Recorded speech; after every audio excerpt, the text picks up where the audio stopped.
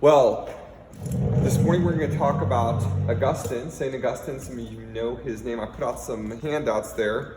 Let me do a couple things because St. Augustine is such a monumental figure in history. I will be taking the full length of time to do the best I can to cover his life, and then hopefully create some time for Q&A at the very end, which I think is really important. We don't read Augustine just for nothing, to say we read him. That would be exhausting. We read him because he has something to say to us. I think today we have something to learn from him. Before I jump in, let me just say I'm not a historian. You guys know this. I'm just a pastor. I read books, and then what I'm doing is taking what I've learned and sort of putting it together in a brief biography. So let me talk about some books as a beginning. My introduction to Augustine actually began right here in Sarasota in 1996. I was on a little trip with some guys. We were down on Main Street. There's a little old bookstore there. If you've ever been in downtown Sarasota, you know what I'm talking about. And we were hanging out, trying to figure out what some young 20-year-olds can do in Sarasota at 7 p.m. There was nothing going on. Went to this bookstore, and one of the books that I bought is this book, The City of God. Can you believe that? Now, the reason I bought it, to be clear, is because I wanted to be smart, and I wasn't. And people in my circles were reading Augustine, and they were talking about the city of God, and frankly, I was clueless. Picked it up, read the first 2 or 3 books, put it down, picked it up 20 years later. So just to tell you, that's the journey. Augustine is not easy to read, he's not easy to understand, and City of God might be one of the most difficult books to understand. However, should you desire to read it, it's fantastic. I'll talk a little bit more about it then in my lecture, and certainly there's some great ways to read it that would be more helpful so you don't have to necessarily read the whole thing, right? You ever read a book and somebody's like, oh yeah, the first 5 chapters are horrible, you gotta jump into chapter 6, and you're like, why didn't you tell me that? Okay. So that's that. The other would be, the second book that I came across would be Two Cities, Two Loves by James Montgomery Boyce, pastor emeritus. Actually, he's dead now, but I said, what did I say, 10th Pres? Did I say first Pres? You did. I didn't. 10th Pres, Philadelphia, and I read that as I was going to be a church planter in the city of St. Louis. We had talked briefly about it in seminary, the idea of the city of God and the city of man. I didn't really understand it. I felt like that was an easy inroad to a discussion about how does a Christian live in this world, particularly in the secular city. That was incredibly helpful. Next came the Confessions. I'm going to talk about this in a minute, but the Confessions at age 32, what we might say in modern vernacular, modern terms, is the first autobiography in history.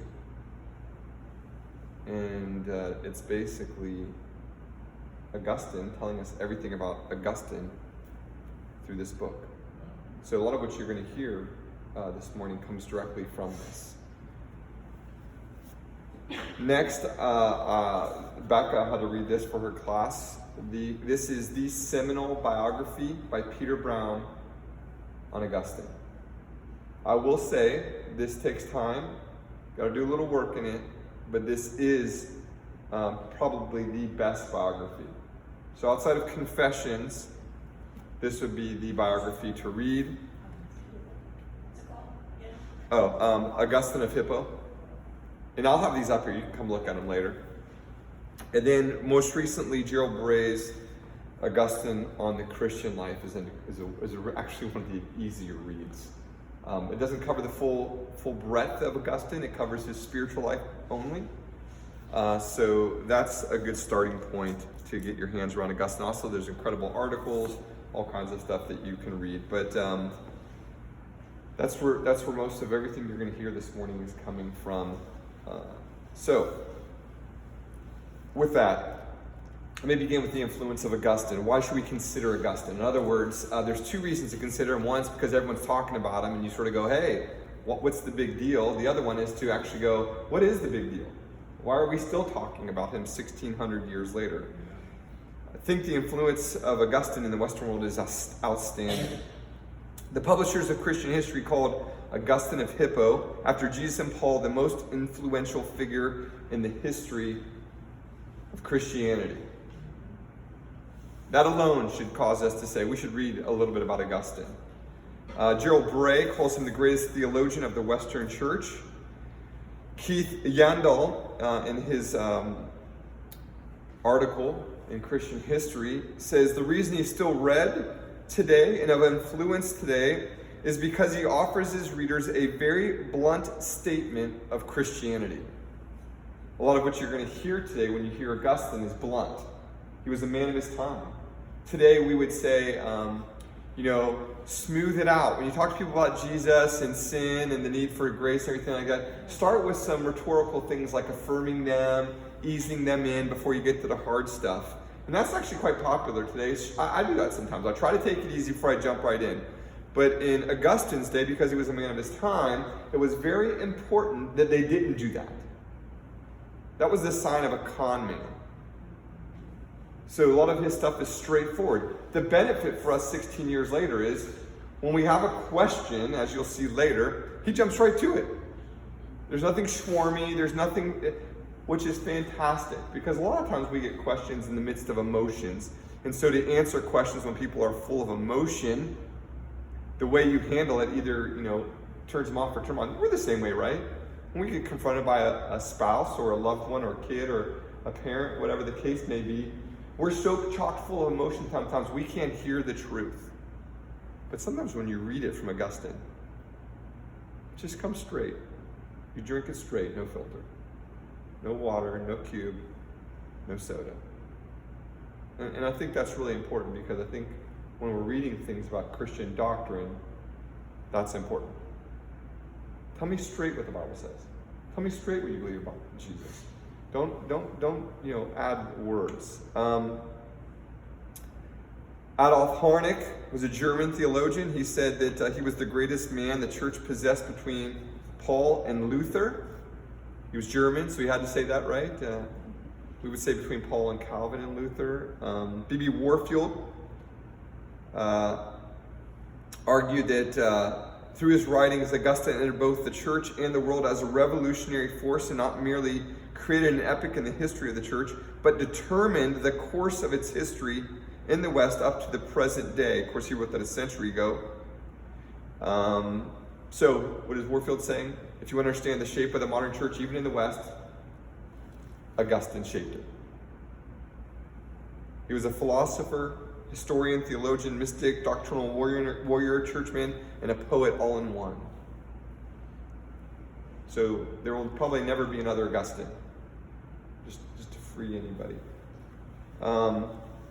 Now what's remarkable about Augustine's influence is he is actually claimed by the Catholic Church and the Protestant Church. So today he is still held up, and his doctrine, his ideals are still held up in the Catholic Church as preeminent. They no longer hold up Luther, right? You got that. But today in the Protestant Church, we also hold up Augustine. So it's a fascinating piece. Here's Warfield again. He gave us the Reformation not only because Luther was an Augustinian monk, or that Calvin quoted Augustine more than any other theologian, but because the Reformation witnessed the ultimate triumph of Augustine's doctrine of grace over the legacy of the Pelagian view of man. Let me say it this way. The Reformation was the triumph of Augustine's view of grace over the triumph of Augustine's view of the church.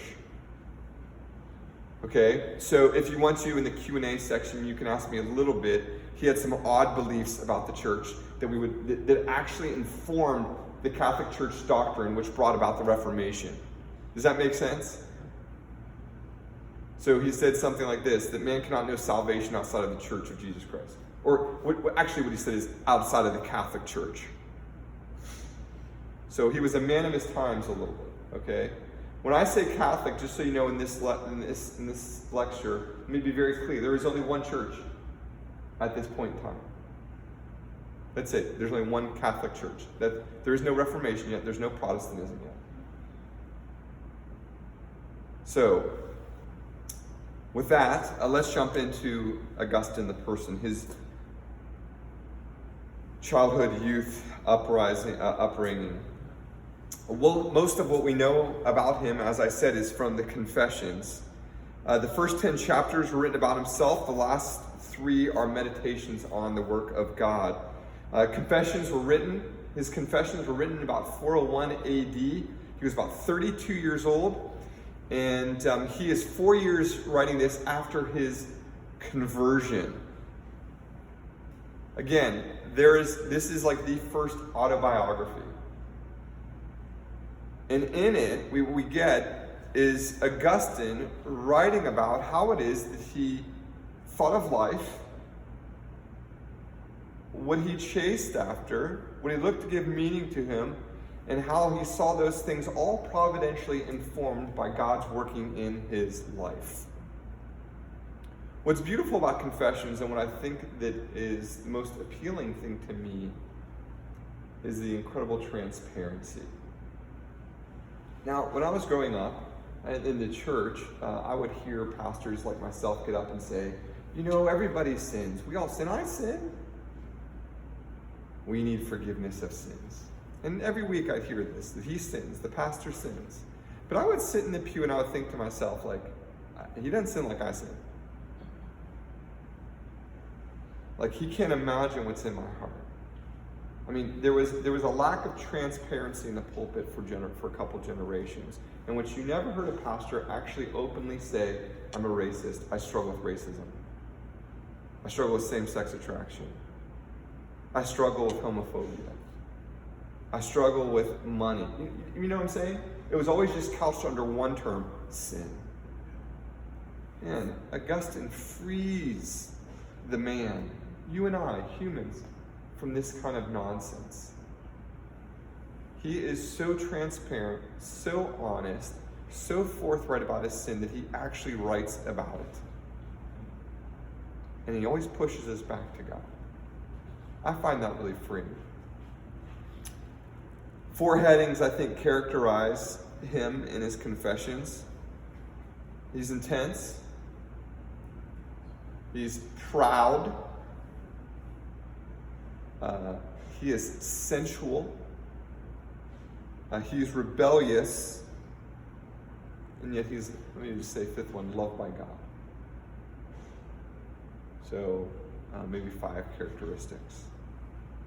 Aurelius Augustinus, the man we know as Augustine, was born November 13th, 354 AD in the small town of Thagaste, which is modern-day North Africa, Algeria. So he's a North African. He was born to a pagan father and a Christian mother. Now, when you think of pagans now, we sort of think it as this, what is a pagan? It's somebody who doesn't believe in God.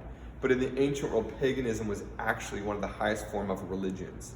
So when I say he was a pagan father, it means that his father was actively worshiping pagan gods. An active worship of it. And his mother, Monica, was a Christian.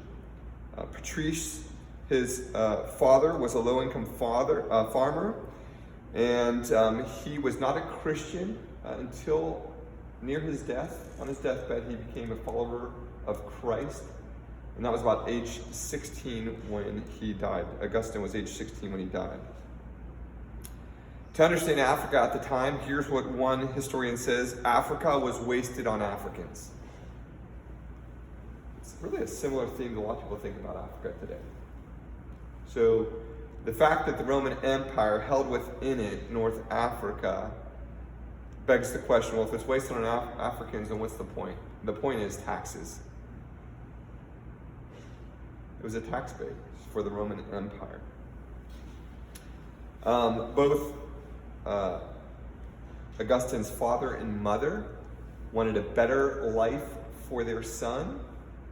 They were actually, as poorer, maybe lower class, maybe we might even say middle class farmers. They understood today as in then that education is the means by which you rise in society. So they both wanted him to have a classic pagan education. Monica thought that it would get her son it would help her son eventually become a better Christian. And so their passport from low class to high class was Augustine's education. He was actually expected and raised a man in a man's world. For them, that meant the best education, a prestigious position, a life free of sexual commitment, and then off to leisure time. So you can almost imagine, right, the Romans, the Greeks in their garb, walking around the cities. We get this picture in Acts 17, teaching every day, walking around, gathering a bunch of disciples. That's how the Greeks operated. That was the vision. And this was the vision that his parents had for him. Here's what he writes. As I grew up to manhood, there was a time in adolescence when I was a fire to take my fill of hell. I boldly thrust luxuriant growth and very furtive love affairs. My beauty wasted away, and I brought it. This is what happens when I do my dictate. Here we go. Let me just jump over here. Because I'm realizing I'm using this dictate thing now so I can get good quotes. You can see I did not do a good job.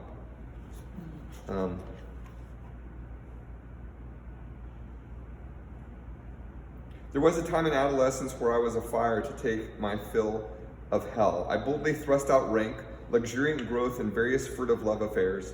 My beauty wasted away, and I rotted in your sight, intent on pleasing myself and winning the favor and the eyes of men.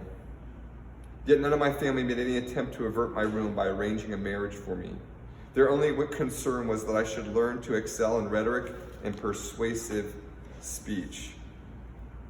In particular, he said, my father was unconcerned how I should grow up for you, he's speaking of God, and cared little that I should be chaste, but was concerned that I was intellectually cultivated. So this is the home in which he's growing up. A pagan dad, deeply committed to intellectualism as a means of getting out of their stratosphere of life. His father took on a lot of jobs, worked very hard to make sure that he got him the right education. He loved to sin. One of the things about the confession is that he just tells us in quite plain measures what's at the heart of his sin. In his discussion of boys in pairs, he says this, I wanted to steal, and steal I did. Already having plenty of what this does not make me happy. I'm going to jump over here to make sure I don't screw this one up. While we're videotaping this, Becca, this is very encouraging. What did he say? I wanted to steal, and steal I did, already having plenty of what I did not need, and much better quality too, and I had no desire to enjoy it when I resolved to steal it. I simply wanted to enjoy the theft for its own sake and the sin. So here he's talking about taking these pears with his buddies, and he gets right to the root of it. I don't need it. I have plenty. Even the ones we're stealing aren't as delicious as the pears I hold, but I want to sin. I derived pleasure from doing that which is forbidden. I was in love with my own ruin, in love with decay, not with the thing for which I was falling into decay, but decay itself, for I was deprived in soul. And the reason I put this in there, because it gives us a little flavor of his honesty. Like, he doesn't mince words. He gets right to the root of it. That's written throughout the whole book. Here he is again. So I arrived at Carthage, where the din of scandalous affairs raged cauldron-like around me.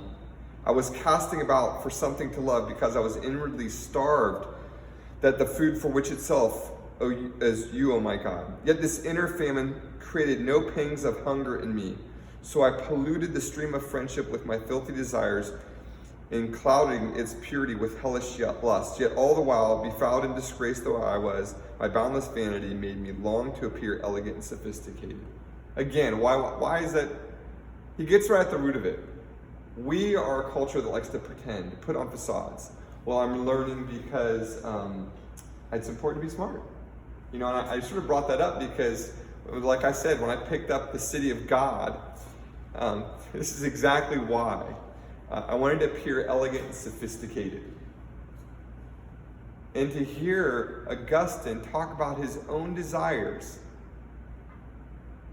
later on, to put it in writing, by the way, it was one of the most published and highly regarded books in his day. People read this in his day.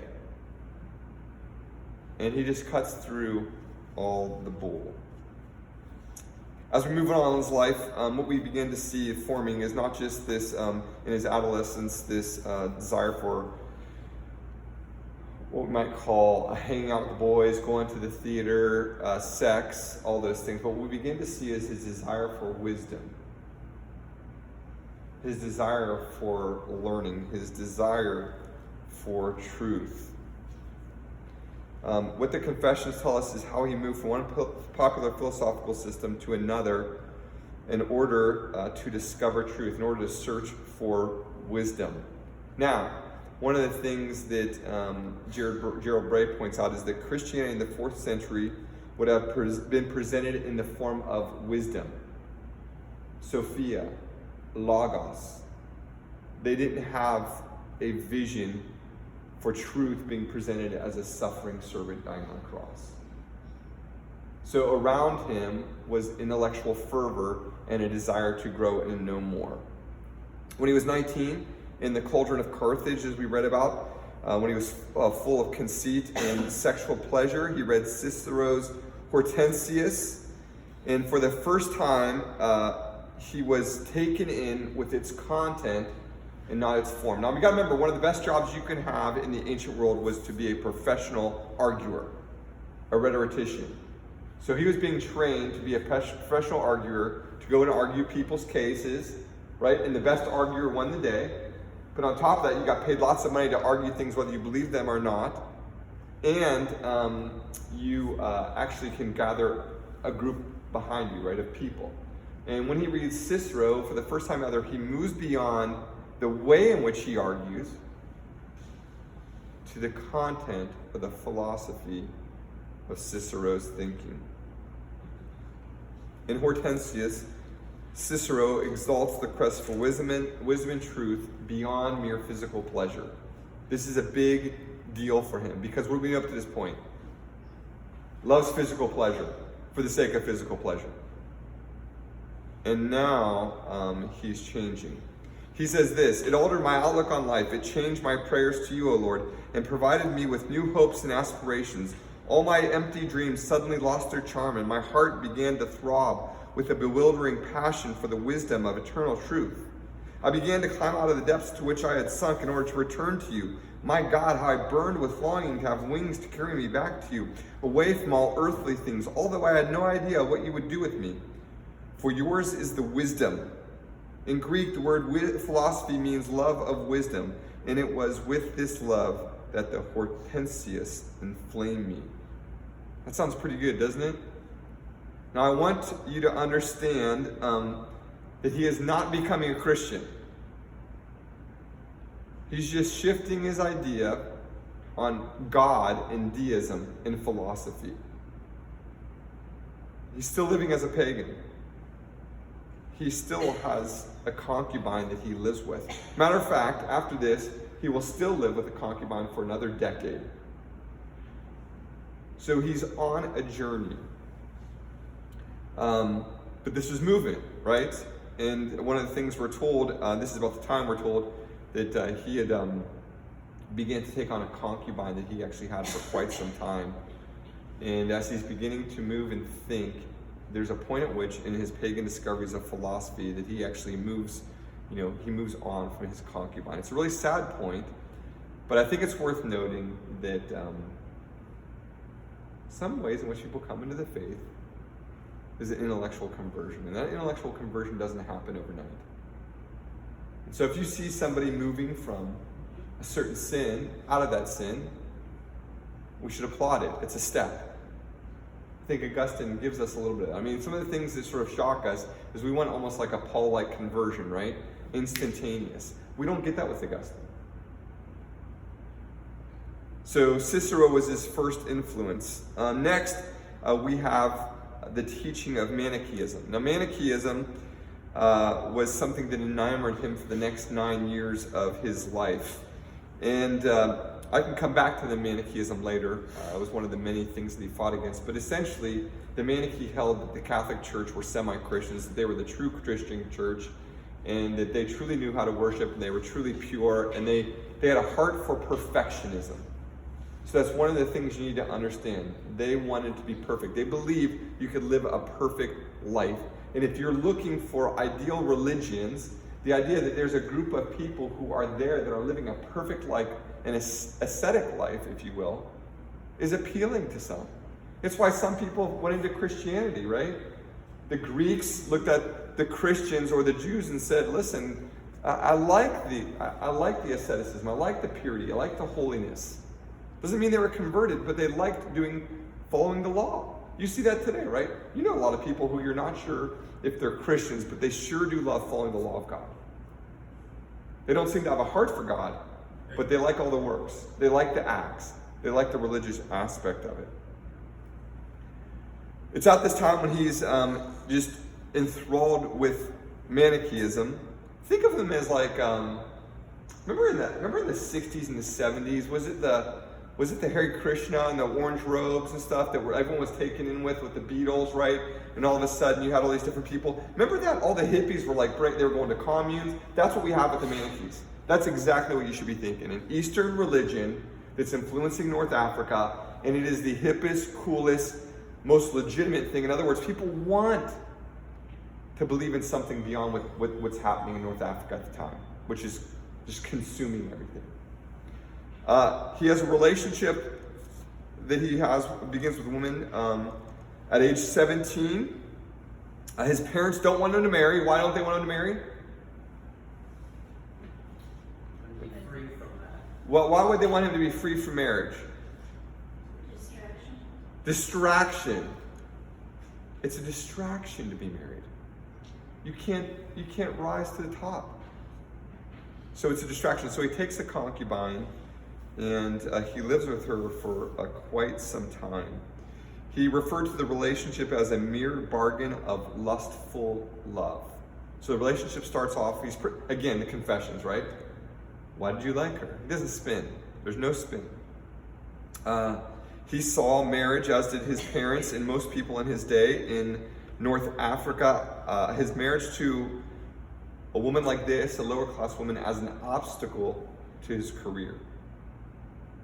So he lived with this concubine for 14 years, and then they had one son together. Eventually he departs from her. We'll get there in a minute. But they do have a son, Adiotis, and he died at the age of 16. Here's what Augustine writes about his being a father. I had no part in that boy but sin. What's interesting in his confessions is you never hear about the boy again. And we never actually get the concubine's name. He actually never mentions her by name. And when he actually moves on, what you see is that while deeply saddened, he'll never speak of her again.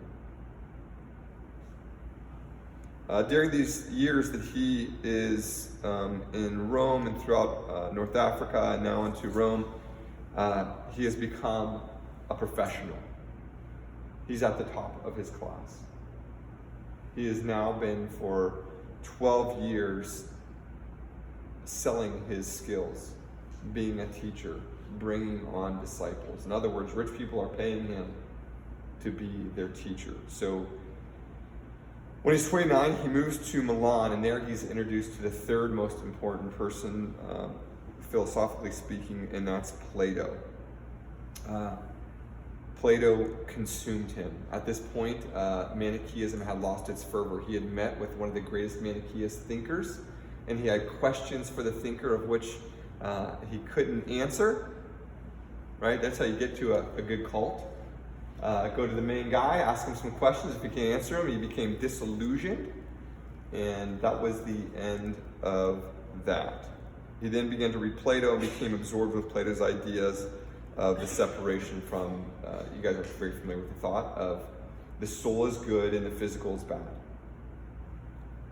We still have Neoplatonism today, right? There's a lot of people in Christianity who believe the only thing we should care about is souls. Doesn't matter if the earth burns to hell, it doesn't matter. That's Neoplatonism, okay? So he was consumed with Platonism. He's at the height of his fame as a professional. His mother, Monica, joins him. She's been praying for him his whole life. He's 29 years old. He's still not a Christian. She's kind of like a smother mother, right? So actually, when he goes off to Rome, he actually tells her he's going somewhere else, and at night he gets on a ship and leaves because she won't leave him alone. She eventually finds him. You know, this is how it goes. So if you ever watch the Goldbergs, it's Smother. Okay, that's who this is. He was really sought out by the wealthy and influential in the Roman Empire. He becomes a speechwriter, as I said on your Do You Know, becomes a speechwriter for the emperor. He achieves everything that he thinks will give him joy, and he has a nervous breakdown. How about that at 29? Nervous breakdown. Yep. Now listen, Scott, what I mean by that is this. They don't have those terms, okay? But he comes really, really sick. He's 29 years old, he's incredibly sick, in bad shape, breathing problems, anxiety, all that stuff. And what I think Peter Brown is correct in saying is, we would call it today a nervous breakdown. He escapes to Milan, which is the political capital of the Western world. And while he's there, he's exposed to the Bishop of Milan, Ambrose. Ambrose is 14 years his senior. He's a towering figure in all of Rome and in the political system. And of course, he's a man of great intellect, learning, and godliness. In other words, the problem with Augustine to some degree is nobody can match his intellect until he meets Ambrose. But on top of all those things, he's an outstanding preacher and incredibly adept at presenting Christian doctrine. And it's here that for the first time, he begins to take the Bible seriously. Ambrose encourages him to read. He reads, and this begins a journey. Listen to what he says. Here, in Milan, I found your devoted servant, the Bishop Ambrose. At that time, his gifted tongue never tired of dispensing the richness of your corn, the joy of your oil, and the sober intoxication of your wine. Unknown to me, it was you who led me to him, so that I might knowingly be led by him to you. He's a poet. Sober intoxication. Those don't go together. Now, up to this point of his journey, I want you to know that he's still not converted. So he's still beginning to wrestle through all these things. Two things seem to have held him back: sexual lust and ambition. I was still held firm in the bonds of a woman's love. That's what he writes. That's the battle of his life, the pleasure. I began to search for a means of gaining the strength I needed to enjoy you. But I could not find this means until I embraced the mediator between God and men, Jesus Christ. Now, what we're beginning to see is that he is trying to figure out what to do. His mother, Monica, comes. He moves on from his concubine, which is a really sad day. He actually, even though they began a journey with lust, he actually genuinely loved her. But he loved his ambition more and refused to marry her. Monica shows up, smothers her way in, says, "Good news, I found a Christian family of the right class that you can marry into. Unfortunately, you're 30-something and she's 14. We gotta wait till she's the proper age." But he still can't run away. He takes on another concubine for a short time.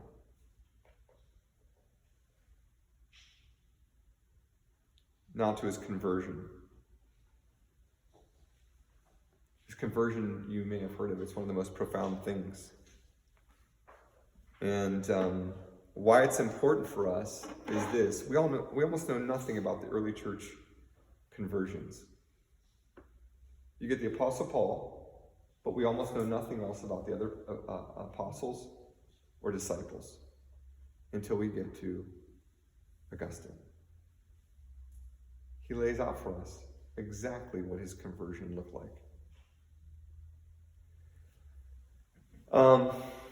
Perhaps you know the garden scene in which Augustine was converted. There was a small garden attached to the house where Augustine and his friend Alpheus lived.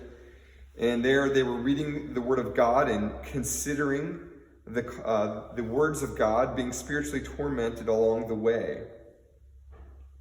Then these words, O Lord, then he writes, O Lord, my helper, my redeemer. I shall now tell and confess the glory of your name, and how you released me from the fetters of lust, which held me so tightly shackled, and from my slavery to the things of this world.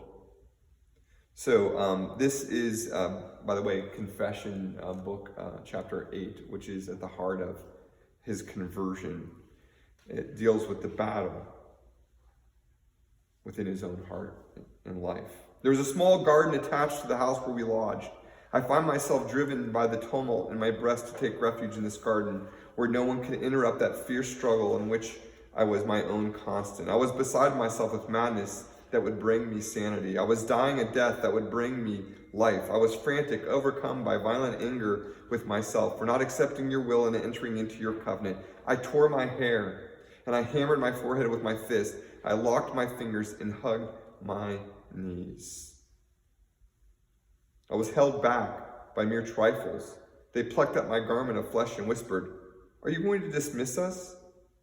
For this moment we shall never be with you again forever and ever. And again, consonants seem to say, Close your ears to the unclean whispers of your body. Now, continence here has a second definition, which means restraint from sexual sin. It tells you of things that delight you. This is what he's hearing, this battle going on, but not of such things as the law of the Lord your God has to tell you.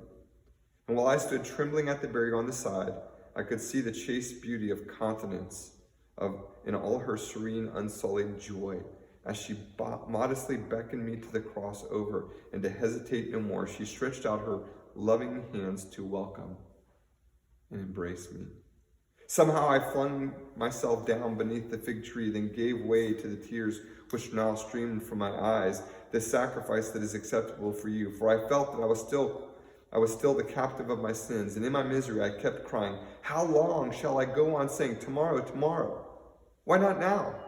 Why not make an end of my ugly sins at this moment? I was asking myself these questions, weeping all the while with the most bitter sorrow in my heart color, and all at once I heard the hillsong voice of a child in a nearby house, where there was a voice of a boy or a girl, I cannot say.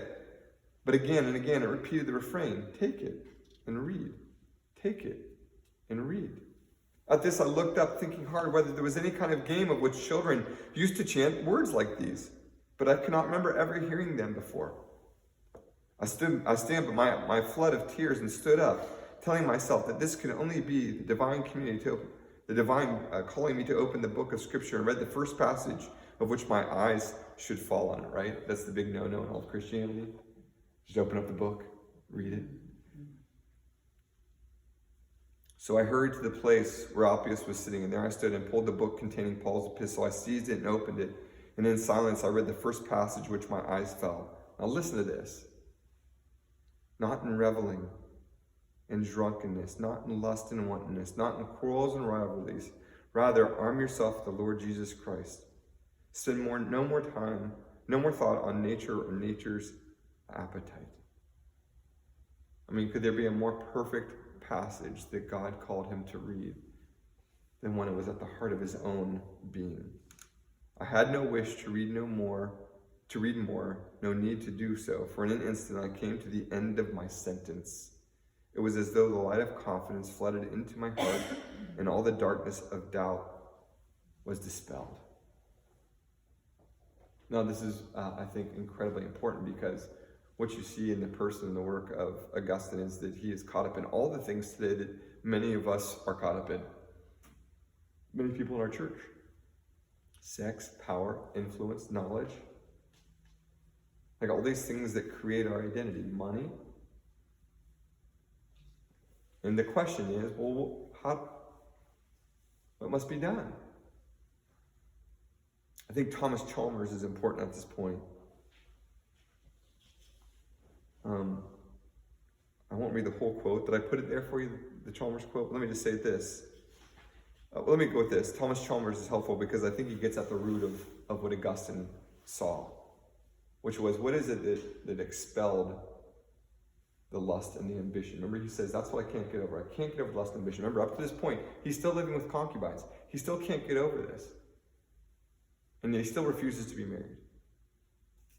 It is seldom that any of our bad habits or flaws disappear by a mere process of natural extinction.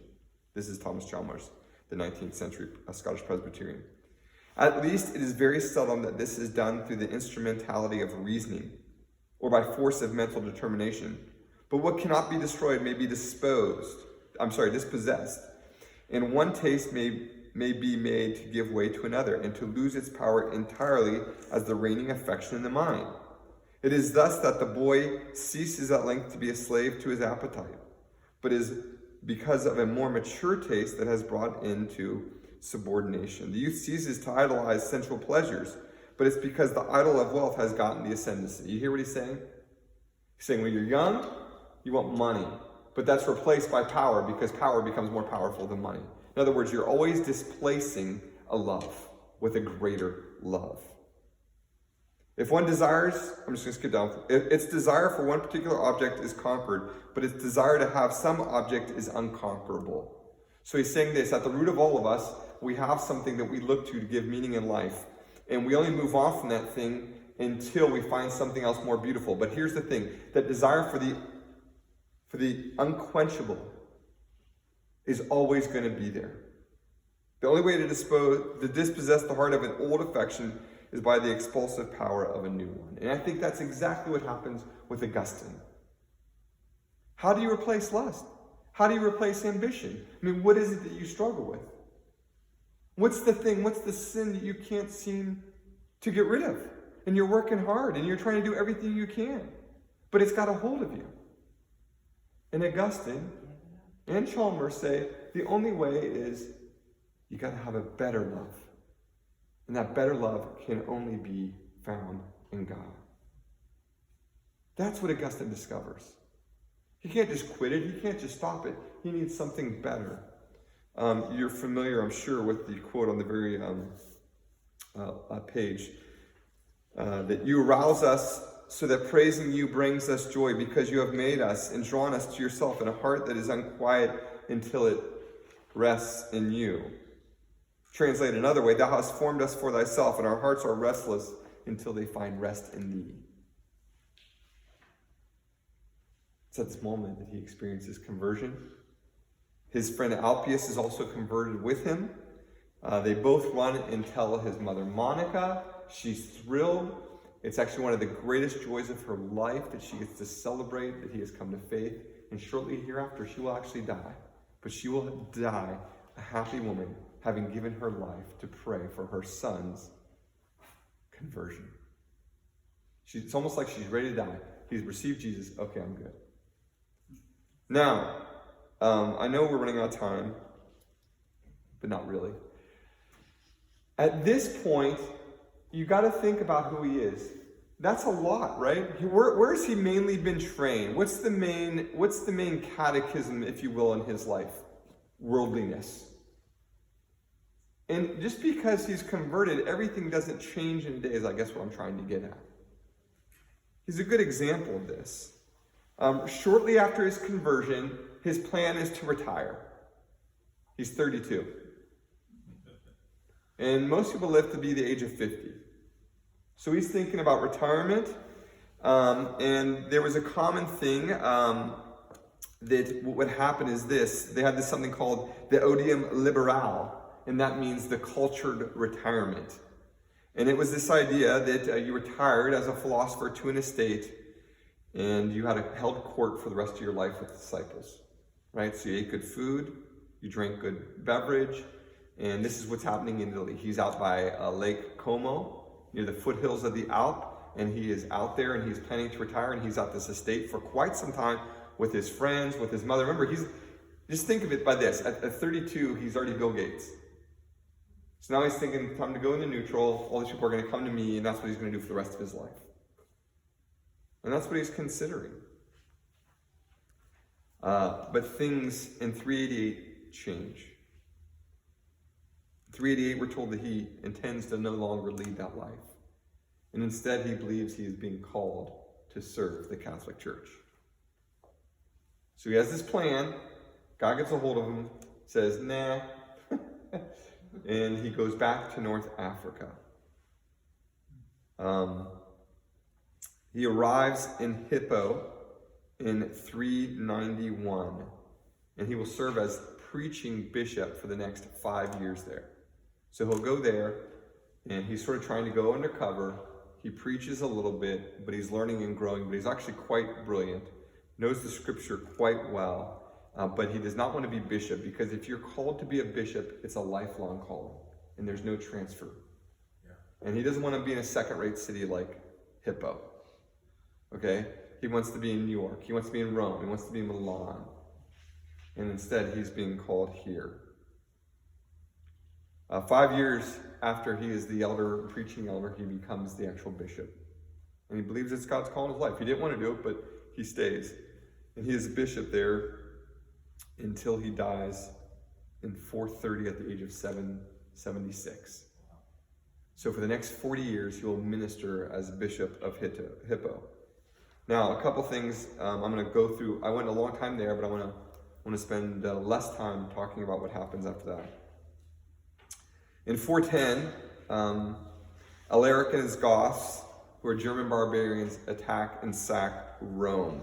Now, Rome at this point has been in power for almost 1,000 years, and it's unbelievable to anybody that Rome could be overtaken by Vandals, by the Visigoths, by these barbaric people. Jerome, the ancient church father, said the whole world perished in one day when Rome was attacked. Today, we would say this way: you can't fathom the United States falling to an enemy. We've only been around a couple hundred years. Imagine me having an empire for 900 years. It's unfathomable that it would ever get defeated, and yet that's what happens. Well, how do people respond? There's a lot of bloodshed, a lot of ugliness, all these different things, and they blame Christians.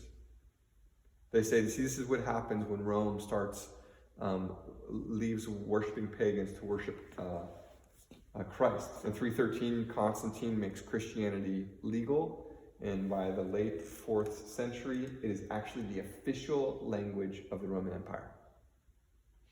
So that's the 380s, I believe. It's the official language. I'm sorry, thank you, religion of the Roman Empire. So that means that now with the fall of Rome, everyone says, well, that's why. See, we left our pagan gods. With that in mind, Augustine writes the city of God. He takes it from Hebrews 13:14, for we have no lasting city, but we seek the city that is to come. And so he writes the city of God to answer the accusations and to comfort Christians in their fear. And he does so by writing, over the next 13 years, 3 volumes that present a synthesized Christian philosophy of history.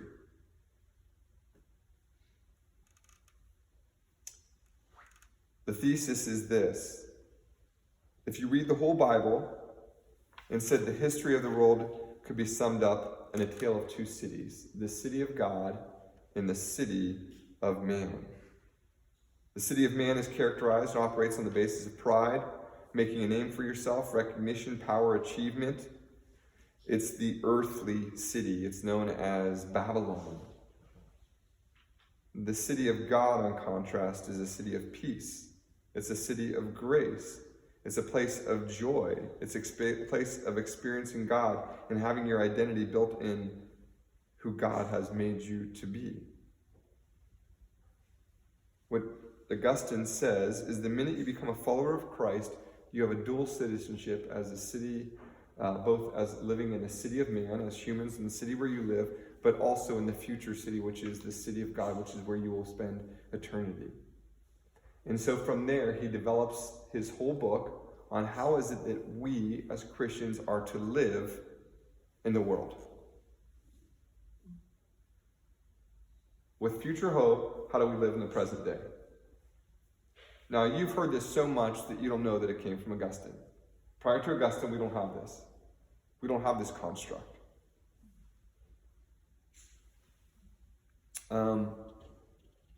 he was kind of forceful, if I could just give you a taste, in how he wrote. You gotta remember, Christians were in Rome, people were being slaughtered, killed, vandalized. It was pretty bad. And they lost everything, and they were coming into North Africa. And a lot of the North Africans weren't very kind to it, if you can imagine. Let's just put it like this. You know that feeling right now that some of y'all are feeling because everyone from the Northeast is coming down? They voted Democrat. Let's just go with this. Work with me here. I saw this on the news, so it's true. And it is true. You have all the blue state people saying we've had enough. We've had enough of the tax, we've had enough Cuomo, we've had enough COVID, and now we're all coming down to Florida. You know that's happening. Cash in hand, we're ready to roll. It's a little easier when it's trickle down. It's much harder when everyone's just showing up. And what's the concern? You heard a sheriff say it when he was doing the Governor DeSantis thing, right? The sheriff said, hey, y'all that voted blue up there, don't be voting blue down here. This isn't, you guys know what I'm talking about? Did you guys see that sheriff's interview? Right? So now imagine, it does sound good. I'm glad you're honest. It does sound good, doesn't it? We like what Florida's done. That's why we're here. And now y'all are going to come down and ruin it. You know that's what you're thinking. Maybe I'm not. So imagine this was Christians, haughty Christians living in Rome. And now they pop into North Africa. Before, what's Africa good for? Nothing. Just taxing Africans. And now they need your help because they were rich enough to get away. So there's all these struggles. One of them is with possessions. Many people lost everything. And so he writes and he says these things. Do not lay up for yourself treasures on earth where moth and rust destroy and where thieves break in and steal, but lay up for yourselves treasures in heaven where neither moth nor rust destroy, where neither thieves break in to steal. For where your treasure is, there your heart will be also. And he said, those who have listened to this injunction have proved in this time of tribulation how well they were advised in not despising this most trustworthy teaching for the most faithful guardian of the treasure. In other words, though we seem to have lost a lot of our possessions, have we lost the greatest possession? I mean, it just goes right after him. What do you really love? And then he goes on to talk about life. Okay, well, it's bad enough that you lose everything, but then on top of that, you lose family members and all that stuff. And I'll just sort of summarize what he basically says, full frontal. He's like, what is life? Everyone is born as dies. The question is, where do you go when you die? And so we shouldn't be concerned if they're slaughtered, if they're hung, if they're burned, or any of these things. What we should be concerned about is, do they know where they're going in the future? Do they know Jesus? Now,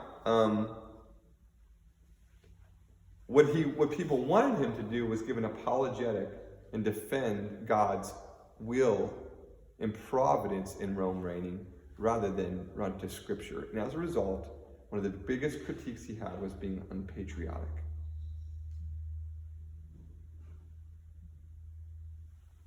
Now, why? Let me just jump into a couple things. Well, let's come back to that, because I want to talk about why that's important today. Finally, he is laying in bed, close to his death. The Vandals, the Germans, are on the knocking door. He dies, and by the end of the week, they will surrender the city. So he will never have experienced the actual fall of Hippo. And then he dies. Now, why is he worth considering? I want to suggest a couple things.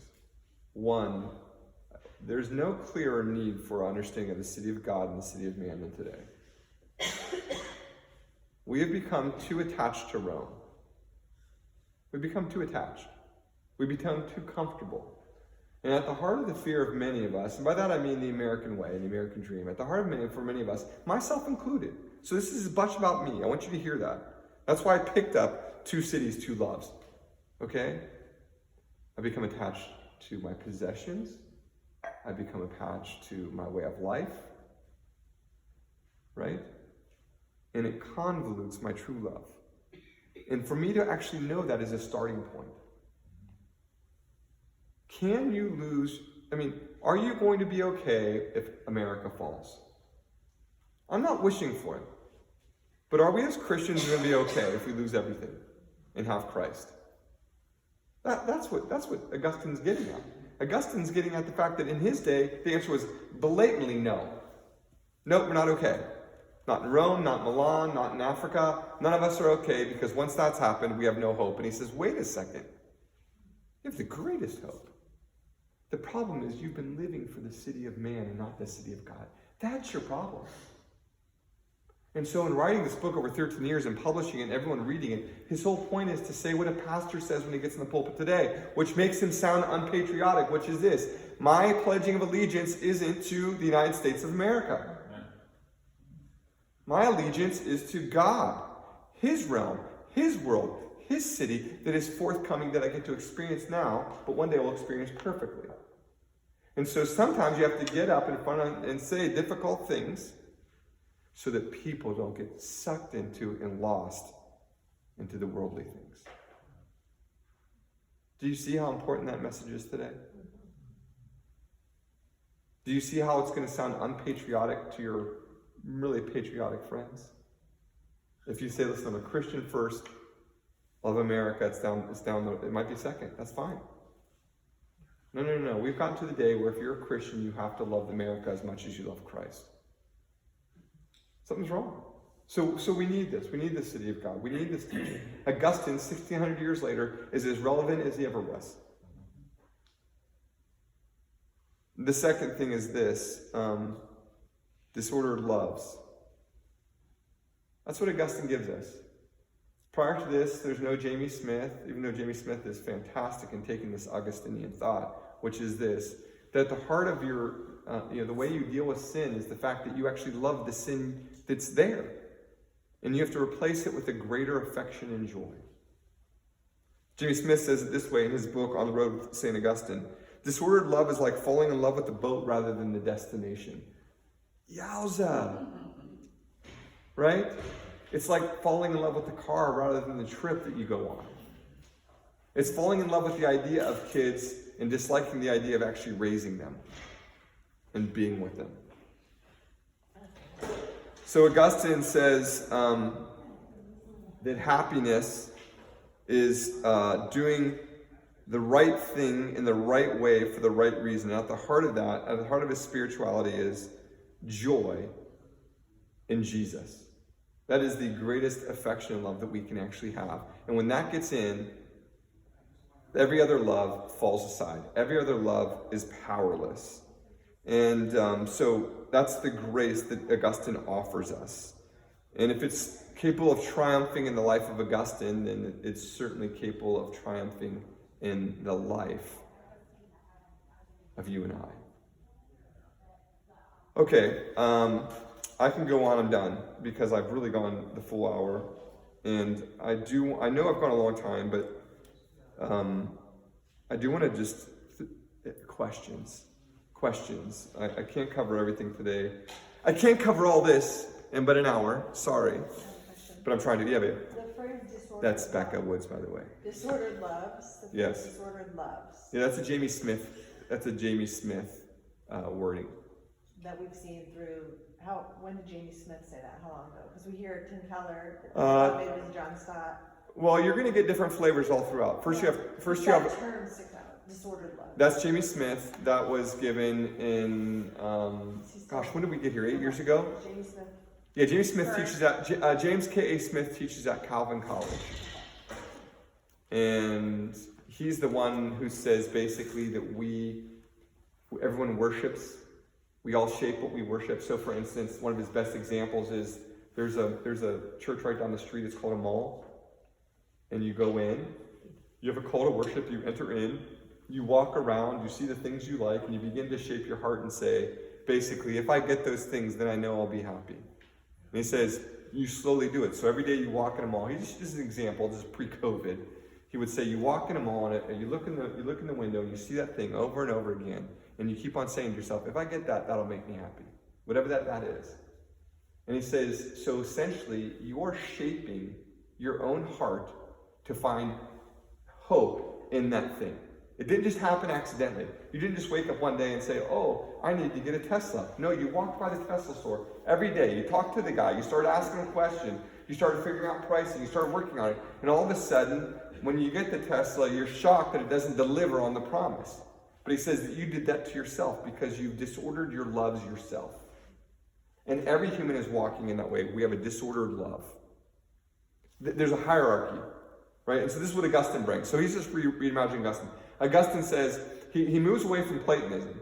Platonism is soul good, spirituality good, light, all better, bad is, the environment per se, or caring about fracking, or caring about trash in the ocean. Who cares?